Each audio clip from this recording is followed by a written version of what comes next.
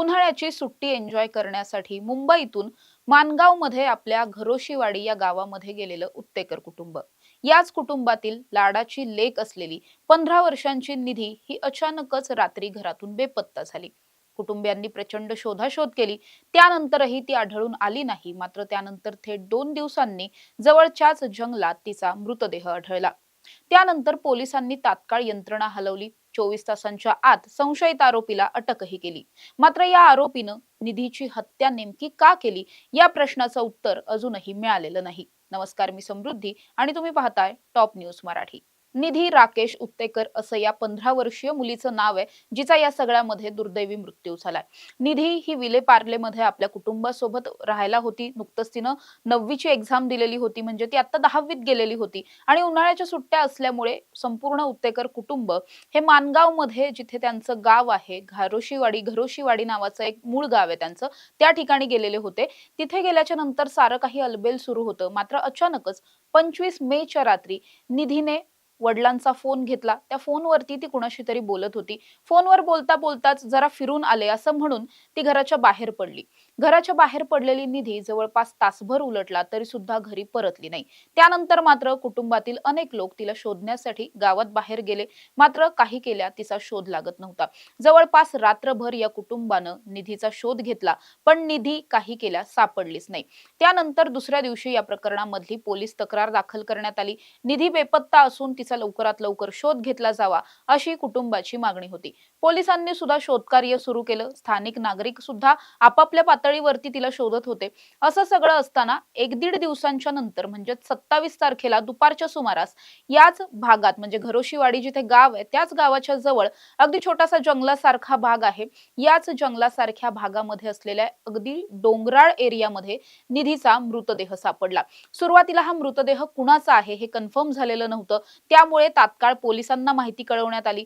Police घटनास्थळी दाखल झाले। त्यांनी निधीच्या कुटुंबियांना मृतदेहाची ओळख पटवण्यासाठी म्हणून तिथे बोलवून घेतलं। त्यावेळी हा मृतदेह निधीचाच असल्याचं निष्पन्न झालं। मात्र या मृतदेहाच्या शरीरावरती म्हणजे एकंदरीतच जखमा जर आपण पाहिल्या तर या सगळ्याच जखमा धारधार शस्त्राच्या होत्या आणि तिचा खून झालाय हे प्रथमदर्शनी दिसून येत होतं।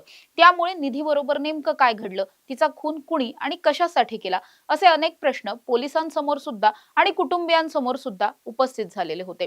त्यामुळेच पोलिसांनी तात्काळ या सगळ्याची दखल घेत 4 वेगवेगळ्या टीम्स तयार केल्या। या टीम वेगवेगळ्या दिशेने गेल्या, वेगवेगळ्या पद्धतीने त्यांच्याकडून तपास सुरू होता। सीसीटीव्ही फुटेजेस हस्तगत करणं असेल किंवा आरोपीचा माग काढणं असेल, ठाणे मुंबईच्या दिशेने कुठले आरोपी गेलेले आहेत का वगैरे हे सगळं शोधणं असेल, वेगवेगळ्या पातळ्यांवरती हा सगळा शोध सुरू होता। आणि त्यानंतर अवघ्या 24 तासांच्या आतमध्येच शुभम उत्तेकर नावाच्या एका तरुणाला ताब्यात घेण्यात आलं। हा या प्रकरणामधला संशयित आरोपी होता। वय वर्ष 32 आहे आणि ज्या गावची निधी आहे त्याच गावचा तो देखील राहणार आहे।